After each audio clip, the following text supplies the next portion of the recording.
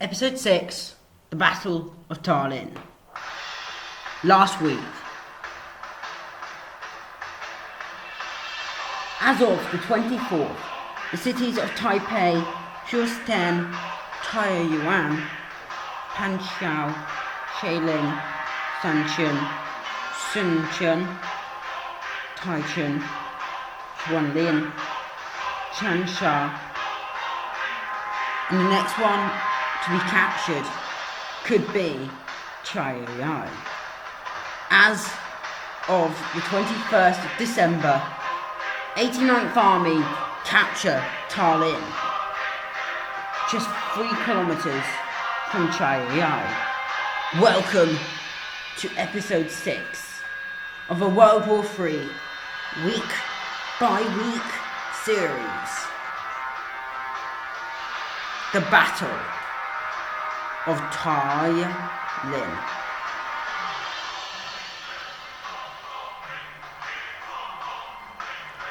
On the subject of podcasts, a word by our sponsor. Hi, I'm Callum Whitehead. Yes, I'm the host of this podcast, but I'm also the host of one launched 75 years ago. This is World War II, week 8. We're currently covering the Winter War, and next week's episode will be on the last of the year before moving into 1940. The podcast events, in simple terms, will be taking you on an extensive view of the war. Tune on Tuesday. Thank you.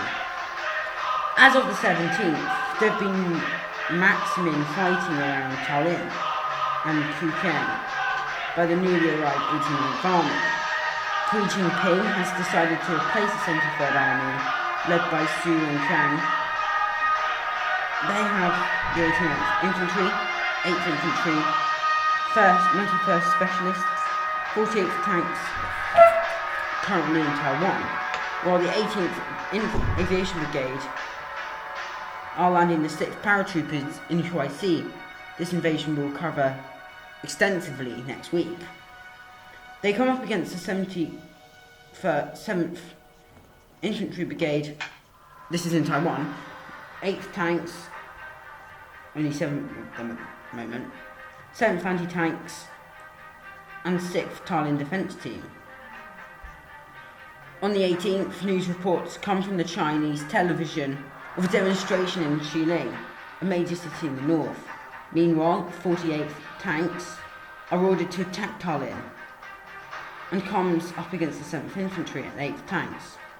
The few tanks are positioned where it's really difficult to defend, but are ultimately destroyed, while destroying 50 tanks of the 48th Tanks.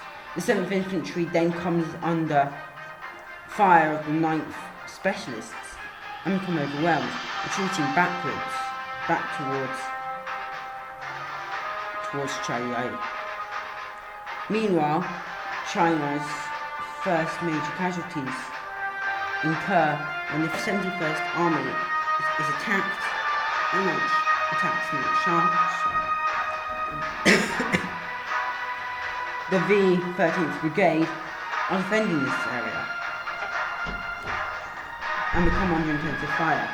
The mountain is a good defensive area, and by the 73rd, the 11th Infantry had 110 of the 700 men killed,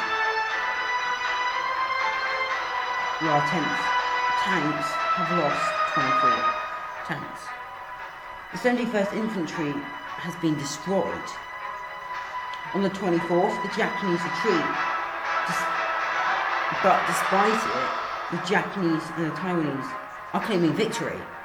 This is probably the best move for them, as it is actually true, and it's a major victory for them, as they've got less casualties than the Chinese.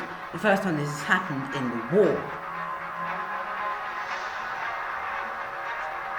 The Chinese don't say anything about Mount Sasha and even claim it didn't happen, saying that Mount Sasha is still under Taiwanese control, despite controlling it themselves. This changes on the 25th though. Chinese are looking like they could be digging in for offensive, basically like World War One. Meanwhile, the first of Gerasimov's diplomats arrive in Kiev and meet with Volodymyr Zelensky. The diplomat demands that the Ukrainians compensate all the losses taken in the war. Then Russian armies to give or take any land to the nearest oblast border. The diplomats tot up the logistics.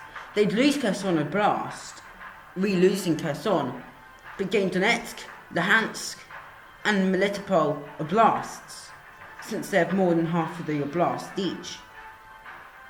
The compensation fee is 16 billion, or $16 million. One Russian ruble is 10 British pounds.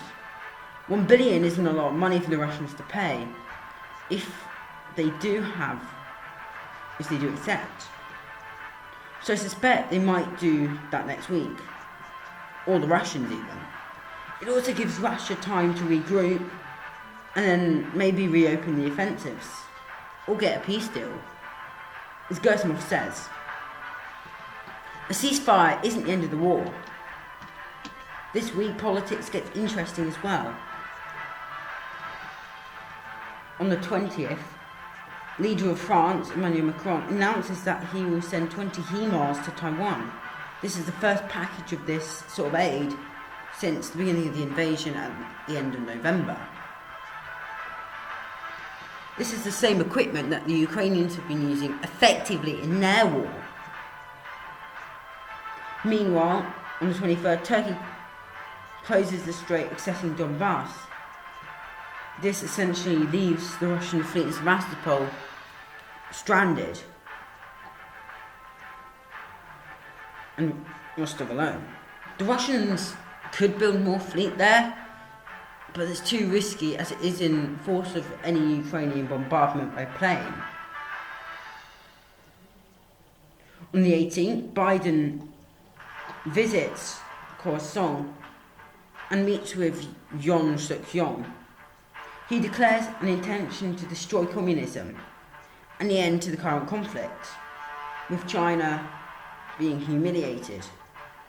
He says, "I will not use nuclear weapons, as it isn't the current conflict we are provoked into."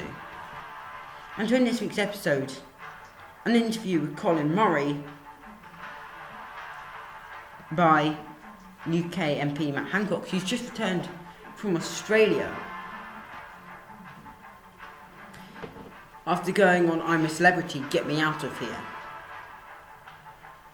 He says this: "I'm sorry that the people in Taiwan are losing their lives, but they've split from a major power back in 1945, in which China is actually a major power.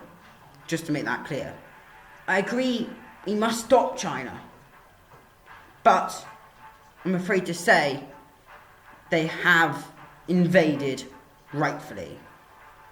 Just a reminder, please do subscribe to our World War II podcast over on Podbean, and as well to our Fiction War channel, which is in fact the mother channel. We will be putting more stuff on that channel just to help out both our World War II ones and this channel. Just remember, stay down and just don't visit either Ukraine, Taiwan, or China in an event of war. This is not the case for today. Goodbye.